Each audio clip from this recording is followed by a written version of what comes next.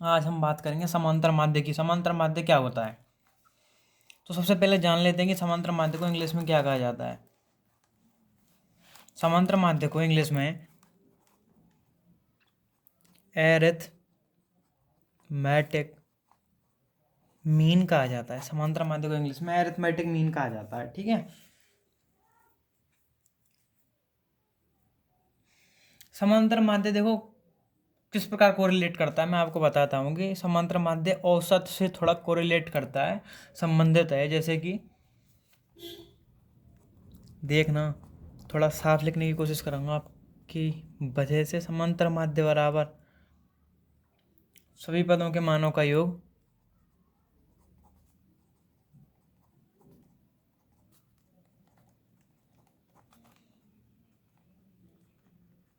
बटे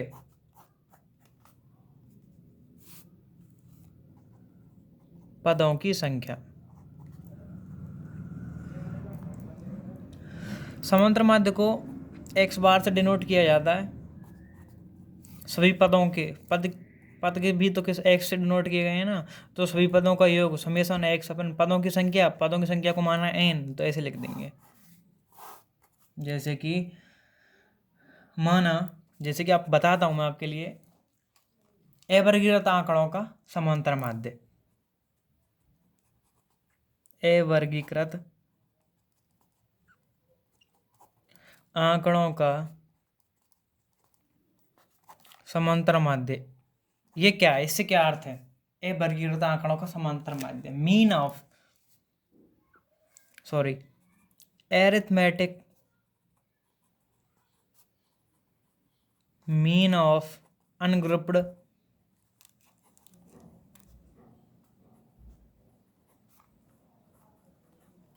डाटा, ठीक है। यानी कि arithmetic mean of ungrouped data. जैसे कि माना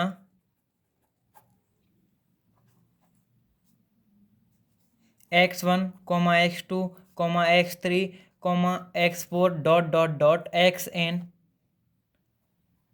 n आंकड़े हैं, तब समांतर माध्य ज्ञात करो।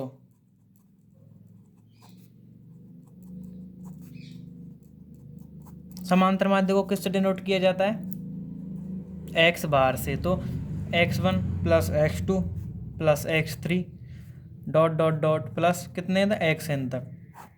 कुल पद कितने हैं हमारे पास, n। तो ये क्या आ गया, समांतर माध्य। जैसे कि क्वेश्चन देता हूं मैं आपके लिए। कक्षा में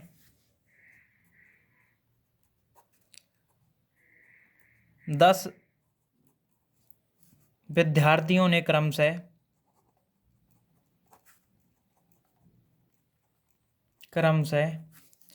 17, 13, 20, 21, 19, 40, 15, 16, 14, देखना गिन लेते हैं, 1 2 3 4 5 6 7 8 9 10, यानी कि इतने अंक प्राप्त किए। तो माध्य ज्ञात करो। तो मैंने बताया था कि समांतर माध्य को डिनोट किया जाता है x बार से। तो इनको जोड़ेंगे, देखो 17 और 13 यानी कि 30, 30 और 20 50, 50 और 40, 50 और 40 कितने, 90, 90 और 40 130, 130 और 30 160, 160 और वही 30 190। और पद कितने हैं, तो x बार का मान यानी कि माध्य 19 आ गया। देखो तो दोबारा जोड़ते हैं, देखो इनको 30 और 20 50, 20 70 और 71, 71 और 80, 90 और 4 130, 130 और 30, 160, 160 और 16 176 और 4 180 और 10 90। हाँ, समांतर माध्य 19 आ गया इसका, है ना। तो आप ये समझ गए होंगे ना कि अवर्गीकृत आंकड़ों का समांतर माध्य किस प्रकार ज्ञात करते हैं, अवर्गीकृत आंकड़ों का, ठीक है। अब बात करेंगे हम क्या, वर्गीकृत आंकड़ों का समांतर माध्य किस प्रकार ज्ञात किया जाता है। वर्गीकृत आंकड़ों का, वर्गीकृत आंकड़ों का, क्वेश्चन नहीं बता रहा हूँ, वर्गीकृत आंकड़ों का समांतर माध्य।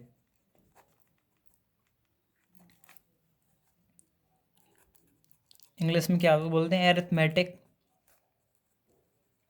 मीन ऑफ, ऊपर था अनग्रुप्ड, तो ये क्या हो गया? ग्रुप्ड आंकड़े, डेटा। समझ गए ना? Ungrouped data, sorry grouped data का बताएंगे हम आपके लिए। देखो माना, अब वर्गीकृत आंकड़े दो प्रकार के बताता हूँ मैं आपके लिए। एक तो उसमें होंगे वर्ग, एक सीधे भी आएंगे। जैसे सीधे बताता हूँ मैं पहले, सॉरी वर्ग ही नहीं, वर्ग होंगे उसमें। वर्ग वाले बाद में बताता हूँ, पहले आपको बताता हूँ सीधे। देखना मैं आपको कैसे कैसे, यानी कि क्वेश्चन मान के चलना, माना x1 x2 x3 dot dot dot xn आंकड़े हैं। कितने आंकड़े? n आंकड़े हैं, तथा उनकी बारंबारता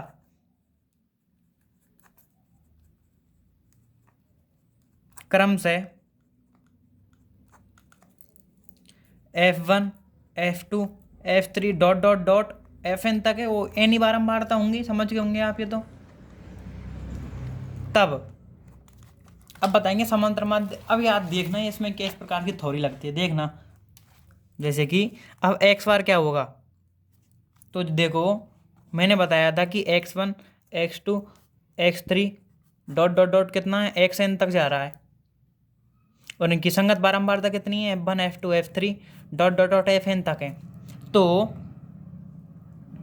बताऊं मैं आपके लिए, देखो जो संगत बारंबारता और आंकड़े हैं ना, उनको गुणन कर देंगे। x1 f1 plus x2 f2 plus x3 f3 plus dot dot dot dot plus xn fn, और समेसन f, और नीचे भाग दे देंगे किसका? f1 f2 plus f3 plus dot dot dot plus fn का। ये समझ गए आप? अब देखो मैं इसको बताता हूँ मैं सूत्र को, यानी कि संगत आंकड़े और बारंबारताओं के गुणनफल से जो प्रारंभ में जो प्राप्त होता है ना, आंकड़े और बारंबारता गुणनफल से अंत में जो प्राप्त होता है, अंत तक उनका जोड़ करेंगे। जैसे कि x1 f1 plus x2 f2 plus x3 f3 plus x4 x1 f1 plus x2 f2 plus x3 f3 plus x4 f4 plus x5 f5 plus dot dot dot xn fn। समझ गए होंगे ना ये? जैसे कि इसको शॉर्ट में लिखते हैं, जैसे कि summation F I x I upon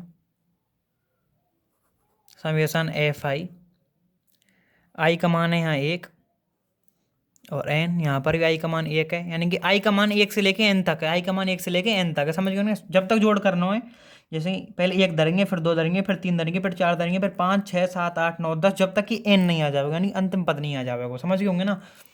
ऐसे ही देखो हम इसको भी लिख सकते हैं, ऐसे ही देखो, ऐसे ही इसको लिख सकते हैं, जैसे कि समेसन एक्स आई को मान 1, ऊपर n धर देंगे और n धर देंगे कुल पद।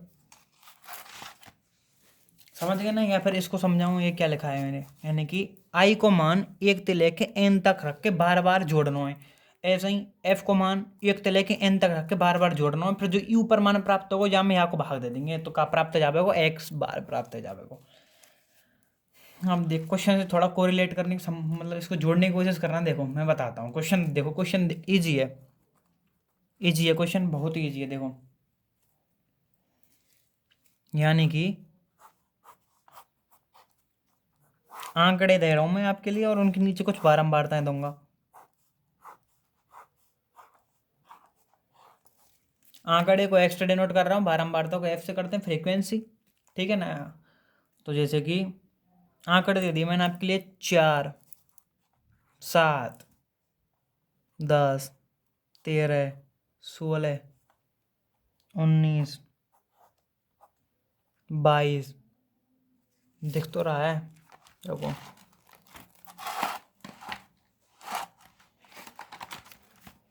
19 22 ना। और अब बारंबारता, इनकी संगत बारंबारता 23 25 27 29 27 25 23, ठीक है, समझ जाना है ना। अब मैंने आपको बताया था वैसे करेंगे, जैसे आपको ऐसे कोई प्रॉब्लम आ रही हो तो इनको ना क्षैतिज क्रम से हटा के ऊर्ध्वाधर क्रम में रख लेते हैं। ऊर्ध्वाधर कहते हैं लंबवत, तो लंबवत तो नहीं, खैर ऊर्ध्वाधर तो नहीं, कि ऐसे सीधा होता है और क्षैतिज हो जाता है ऐसे। क्षैतिज हॉरिजॉन्टली, इंग्लिश में क्षैतिज को हॉरिजॉन्टली कहा जाता है, और ऊर्ध्वाधर को कहा जाता है वर्टिकली, ठीक है। यहाँ लिख देते हैं हम क्या, क्रम से 4 7 10 13 16 19 22, ठीक है। 23 संगत बारंबारता, कहीं मिस्टेक हो तो प्लीज़ कमेंट कर देना, क्योंकि मैं कोई परफेक्ट व्यक्ति नहीं हूँ, ना कि कोई व्यक्ति परफेक्ट होता है, कोई भी नहीं होता है। और अब एक्स और एफ का गुणा करेंगे, मैंने आपको बताया था जैसे कि एक्स आई इनिशियल नहीं, एक्स आई और एफ आई गुणा करेंगे, ठीक है ना। 23 चौका 92, एक सेकंड में कैलकुलेशन कर लेता हूँ जब तक के लिए, थोड़ा वीडियो, हाँ तो देखिए कर लिया। जैसे 23 × 4 92, 25 × 7 175, 27 × 10 270, 29 × 13 377, और 27 × 16 432, और 25 × 29 475, और 23 × 22 हो गया कितना, 506। समझ गए। अब क्या बताया था, एक्स एफ के इन सभी पदों को जोड़ते हैं, यानी कि देखो बताया था ना मैंने, ऊपर बताया था, देखो x1 f1 अंत तक जोड़ते हैं, अंत तक जोड़ेंगे, यानी कि देखो कितना जोड़ेंगे, यानी कि 92 plus 175 plus 270 plus 377 plus 432 plus 475 plus 506। एक सेकंड रुको, 4 5 11 11 और 2 13 13 और 7 20 20 5 25 और 2 27 27 को 7 को 2 9 और 2 11 11 और 7 18 18 और 7 25 और 7 25 और 7, हाँ 25 और 7 32 और 3 35 और 7 42 23, ठीक ये आ गया, ठीक है। अब इनको जोड़ते हैं एफ को, ये इनको जोड़ देंगे सिग्मा एफ, यानी कि सिग्मा एफ कर देंगे तो कितना आ रहा है, तो यानी हाँ फिर आ गया 179 आ गया, ठीक है ना।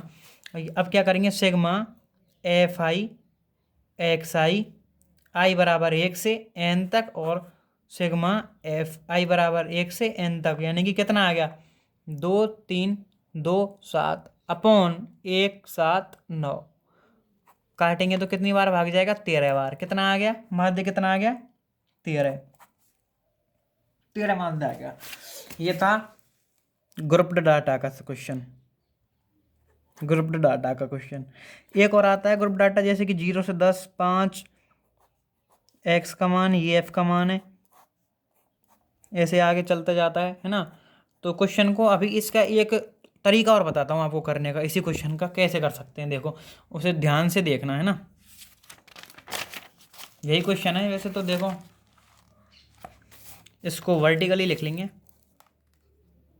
एक्स वही फिर एफ, ठीक है ना। एफ में तो याद है मेरे को 23 25 27 29 27 25 23, 4 7 10 13 16 19 और 22, देख लेता हूँ यही है क्या, हाँ यही क्वेश्चन है, यही क्वेश्चन है ना। देखना मैं क्या कर रहा हूँ,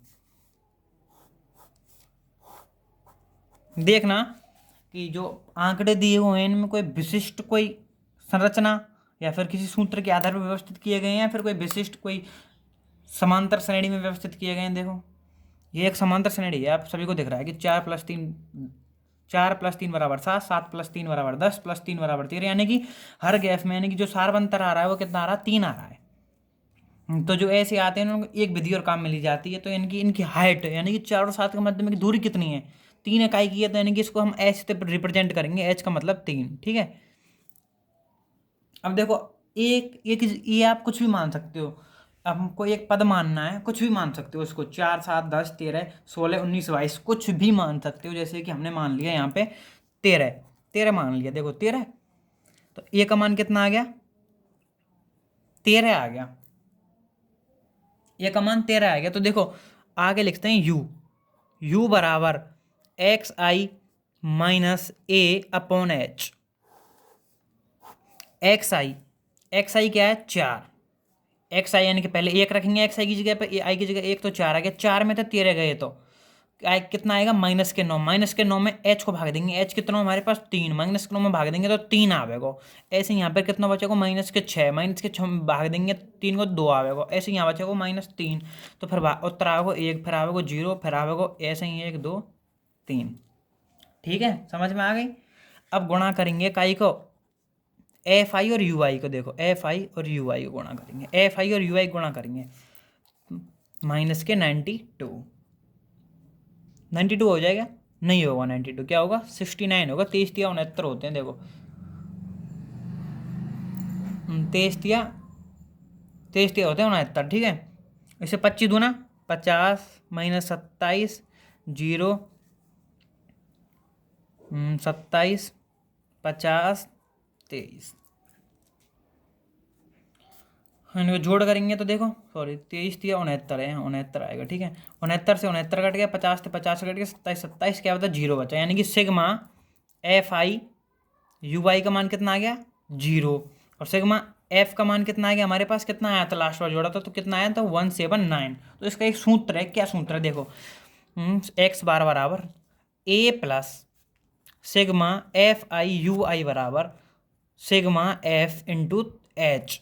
ये का मान कितना माना था हमने, 13 माना था, ये कितना आया, 0 आया, 0 में कितना भाग देंगे, 179 का देंगे, कितना भी तो 0 आना है, तो माध्य कितना आ गया हमारे पास, 13 आ गया, उस विधि से कितना आया था, 13। अब देखो आप कहोगे मैंने यहाँ पे ए माना था, कितना माना था, 13 माना था, आप यहाँ पे 10 मान के चलो, 10 मान के देखेंगे, है ना, 10, ये का मान लिख देते हैं 10, ठीक है।